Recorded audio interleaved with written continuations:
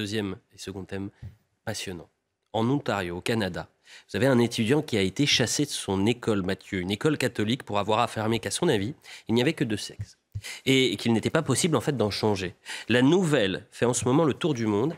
Et que nous dit-elle de la radicalisation de la théorie du genre des deux côtés de l'Atlantique? La théorie du genre qui officiellement n'existe pas. Elle n'existe pas, mais elle est merveilleuse. Comme d'habitude. C'est comme l'immigration massive qui n'existe pas, mais elle est merveilleuse. C'est toujours le même argument avec nos amis à gauche. Alors je résume. L'Ontario, c'est la province centrale, ou enfin, je veux dire, la province la plus importante au Canada. Excusez-moi. Et donc, ça se passe dans une école catholique. Une école catholique en Ontario. Et un jeune dit, un élève, un étudiant, dit de son point de vue, dans le cadre d'un cours, on parle de la question de l'identité de genre. Parce que vous savez, à l'école aujourd'hui, c'est presque plus important rééduquer idéologiquement que les mathématiques. Ah ben, bien sûr, il faut quand même ça. Alors là, ce qui est intéressant dans cette situation, c'est qu'il dit, ben, pour moi, il n'y a pas 3 genres, 4 genres, il y a l'homme et la femme. Et il y a une forme de... Le masculin et le féminin sont constitutifs de la nature humaine. Il le dit probablement avec les mots d'un adolescent. Mais globalement, il dit...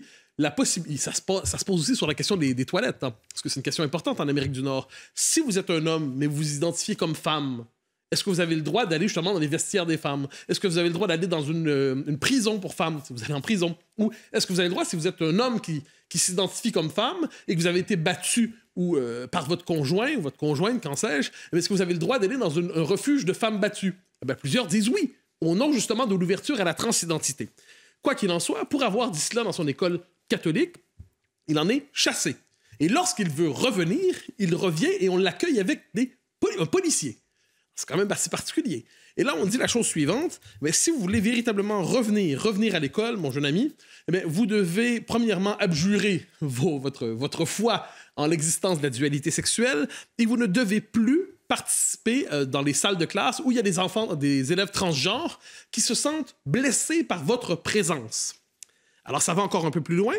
On dit on veut lui interdire d'utiliser ce qu'on appelle le nom mort des gens. C'est-à-dire, vous savez, un garçon devient une fille, il prend un prénom de fille, et désormais, si on lui rappelle son prénom ancien, par maladresse ou je ne sais quelle intention, bien là, vous utilisez son nom mort, et c'est vu comme une forme de discours haineux.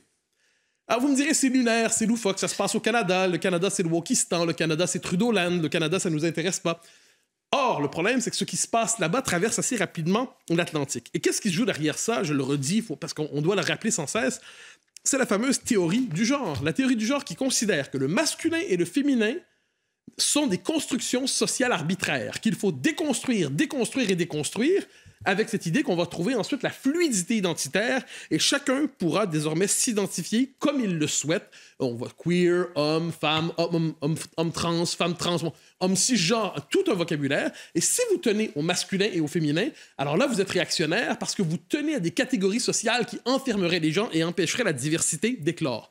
Vous me direz, c'est quand même une idéologie assez marginale. Pas du tout. C'est aujourd'hui dominant dans l'entreprise. Le maire de Londres, par exemple, a déjà expliqué que le sexe se réduit. En fait, l'identité de genre, c'est la volonté. Donc, si je dis que je suis une femme, ben vous devez accepter que je suis une femme. Si Arthur dit qu'il est queer, vous devez accepter de dire qu'il est queer, et ainsi de suite. Donc, la nature des choses n'existe plus. Il n'y a que la volonté de s'identifier à un genre ou à l'autre. Et ça, c'est l'idéologie dominante aux États-Unis, au Canada, et je pense...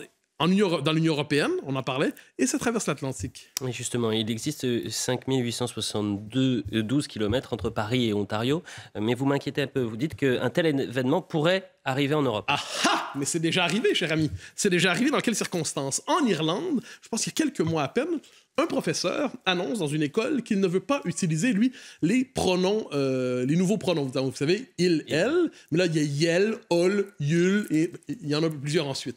Il y a l'équivalent en anglais. Hein. Alors, refusant de les utiliser, et on dit, vous présentez pas à l'école, puis s'il présente, là, je vous évite le détail, il se retrouve finalement, au terme d'une espèce de situation un peu juridique complexe, se retrouve en prison.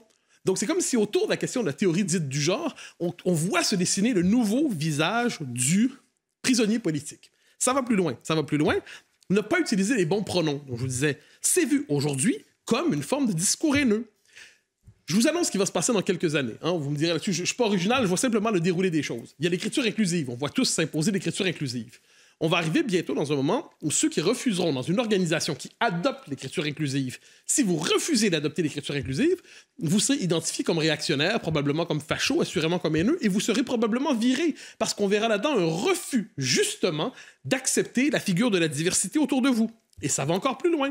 Je vous donne un exemple, le Carnaval de Québec. Le Carnaval de Québec, là, c'est mon pays, c'est magnifique, il fait froid, puis là, c'est pour mettre en valeur les traditions québécoises, puis il y a les duchesses du Carnaval, qui sont des très belles femmes du Québec qui sont là. Eh bien, on a changé ça cette année. On a dit, désormais, ça va être un carnaval qui va être là pour célébrer la diversité sexuelle et corporelle et ethnique et culturelle, et on va remplacer les duchesses par des drag queens. Alors, c'est intéressant parce qu'on nous disait qu'il fallait abolir les catégories sexuelles, on pourrait dire, à l'ancienne, caricaturale que serait nommée la femme, mais la figure du drag, qu'est-ce que c'est? C'est l'expression la plus caricaturale qui soit de la vision la plus louche de l'identité féminine, c'est la réduction de la femme à la bimbo. Mais ça, on met ça de l'avant. Donc, on a tout déconstruit. Et le point d'aboutissement de cette déconstruction, eh bien, c'est le grand flou, c'est l'espèce, comme je dis, la fluidité identitaire nous fait culminer dans la flaque finale. Et le point d'aboutissement de ça, c'est que si vous vous opposez à cela d'une manière ou de l'autre, vous êtes transphobe, vous êtes probablement raciste, vous êtes assurément d'extrême droite. Bon, qui dit révolution dit résistance à cette révolution. Est-ce qu'une telle résistance se manifeste en ce moment même? Où le commun des mortels trouve ça un peu étrange. Vous avez probablement vu la querelle autour de Madonna il y a quelques jours, qui est apparue avec un visage nouveau. Et là, quand elle a été critiquée en disant, vous savez, il y a quand même des limites quelquefois, pour une forme de pousser la volonté de se transformer jusqu'à se changer un visage qui est le plus vraiment, tout le moins, qui étonne, puis une forme d'acharnement un peu étrange, qui est presque déshumanisant. On dit, ah, vous êtes contre Madonna dans les circonstances, vous êtes transphobe, hein, sans surprise, vous êtes patriarcal, vous êtes réactionnaire, vous êtes comme d'habitude. Alors, il y a une forme de résistance spontanée du commun des mortels, mais cette résistance, elle est diabolisée. Le commun des mortels reçoit une forme de propagande sans cesse pour se faire dire qu'il est tellement réactionnaire qu'il devrait se taire. Et bien voilà la résistance dont on parle en ce moment. En une minute, Arthur de Vatrigan. Rappelez-vous, il y a 10 ans, presque jour pour jour, d'autres débats animaient le Parlement et la rue. C'était le débat sur la loi Taubira, le mariage dit pour tous. Et moi, ce qui m'intéresse, c'est de me rappeler des arguments des opposants. C'était pas forcément sur le mariage, mais c'est on ouvre une boîte de Pandore sur la PMA, sur la GPA et la théorie du genre qui va à l'école. On leur répondait non, vous êtes homophobe, c'est pas vrai, ça n'existe pas. 10 ans plus tard, qu'est-ce qu'on voit? La théorie du genre existe, n'est pas un fantasme, et dans les manuels scolaires, il y a une circulaire Blanquer. Les mentions parents 1, parents 2 ont disparu, ont remplacé les mentions de mère et père. Le vote pour la PMA est passé, et je me rappelle d'un article de Libé qui expliquait, oui, reconnaissons que 5 ans après, les craintes profondes de la manif pour tous étaient fondées. Sauf qu'en 2013, ce n'est pas toute la société qui s'écroulait, c'était juste leur vieille conception du monde. Une vieille conception du monde qui ne se projetait pas ses fantasmes prométhéens et d'auto-engendrement sur les enfants. Une vieille conception du monde qui pensait encore que l'enfant naît au sein d'un monde dans lequel il est étroitement imbriqué et que si vous séparez l'individu de ce monde, comme peut le faire la théorie du genre, parce qu'elle l'empêche de se reconnaître partout, c'est empêcher d'exister comme un être humain, ça s'appelle juste un régime totalitaire.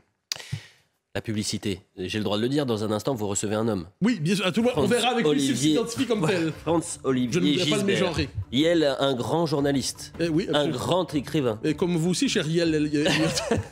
Allez, la publicité, on revient dans un instant. On va parler de son ouvrage.